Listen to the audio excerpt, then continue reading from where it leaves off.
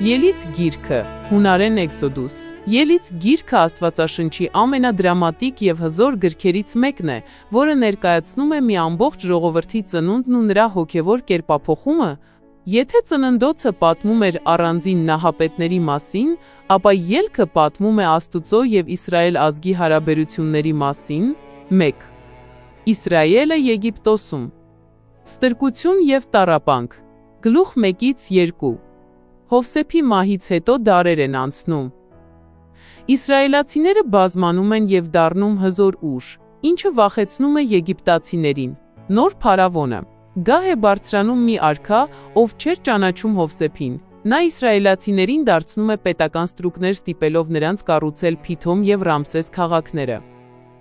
Ցեղասպանության փորձը։ Տեսնելով, որ ճնշումները չեն օգնում, փարավոնը հրամայում է բոլոր նորածին հրեա տղաներին գցել Նեղոսը։ Մովսեսի հայտնությունը։ Մովսեսը փրկվում է Աստուծո նախախնամությամբ, նրա մայրը նրան դնում է կպրապած զամբյուղի մեջ և թողնում գետի եղեգների մեջ։ Նրան գտնում է փարավոնի դուստրը և որդեգրում։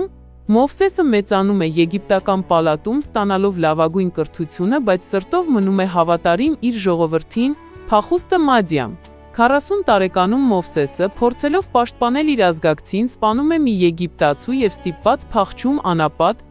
Այնտեղ նա ամուսնանում է Սեփֆորայի հետ և ևս 40 տարի հովություն անում։ 2. Աստուծո հայտնությունը և կանչը։ Գլուխ 3-6։ Աստված չի մոռացել իր ուխտը Աբրահամի հետ այրվող մորենին։ Սինա լեռան մոտ Մովսեսը տեսնում է մի թուփ, որն այրվում էր, բայց չէր մոխրանում։ Այնտեղից Աստված կանչում է նրան և հրամայում գնալ Եգիպտոս ժողովրդին հանելու համար։ Աստուծո անունը։ Երբ Մովսեսը հարցնում է Աստուծո անունը, Աստված պատասխանում է. Ես եմ, որ եմ, Յահվե։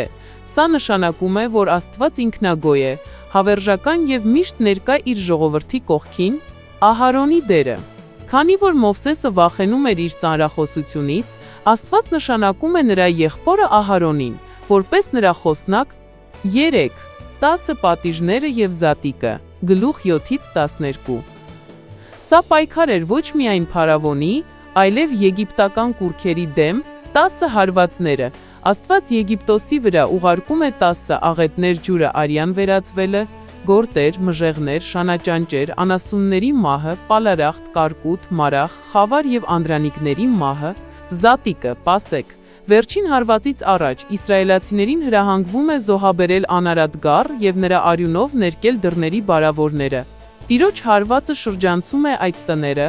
սա դառնում է ազատագրման հավերժական խորհրդանիշը։ 4. Կարմիր ծովի անցումը և ճանապարհը։ Գլուխ 13-18։ Հրաշքը ծովի վրա։ Փարավոնը փոշմանում է և հետապնդում իսրայելացիներին։ Ժողովուրդը հայտնվում է ծովի և բանակի արանքում։ Աստված բաժանում է Կարմիր ծովը և ժողովուրդն անցնում է ցամաքով։ Երբ եգիպտացիները փորձում են նույնն անել, ջրերը փակվում են նրանց վրա։ Անապատի փորձությունները։ Աստված ժողովրդին առաջնորդում է ցերեկը ամպե սյունով, իսկ գիշերը կրակե սյունով։ Նա տալիս է նրանց մանանա, երկնային հաց և ջուր ժայռից։ Այս հատվածում Իսրայելը սովորում է վստահել Աստուծո խնամքին։ 5. Սինայի ուխտը և տասնաբանյան։ Գլուխ 19-24։ Սա ամբողջ 5 կտակարանի կենտրոնն է։ 10 պատվիրանները։ Աստված Մովսեսին տալիս է բարոյականության հիմնաքարը։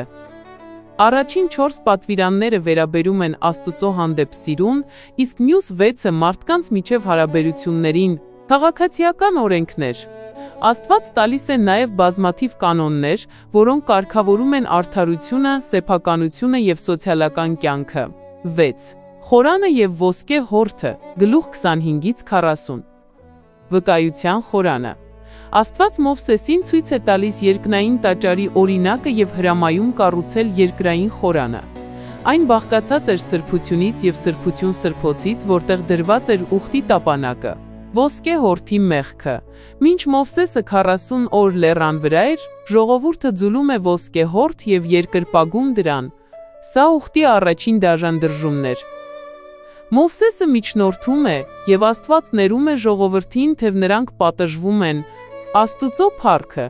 Գիրքն ավարտվում է նրանով, որ խորանը պատրաստ է, եւ Աստծո փառքը Շեխինա ամպի տեսքով իջնում է դրա վրա։ Գրքի հոգևոր նշանակությունը 1. Ազատություն եւ ծառայություն։ Ելքը ցույց է տալիս, որ Աստված ազատում է մարդուն ստրկությունից ոչ թե անիշխանության, այլ իրեն ծառայելու եւ ճշմարիտ ազատության համար 2. Աստվածային ներկայություն։ Ամբողջ գրքի նպատակն է, որ Աստված բնակվի իր ժողովրդի մեջ։ 3. Օրենքը որպես սեր։ Պատվիրանները դրվեցին ոչ թե ջնշելու, այլ մարդուն պաշտպանելու եւ սրբության ճանապարհով տանելու համար,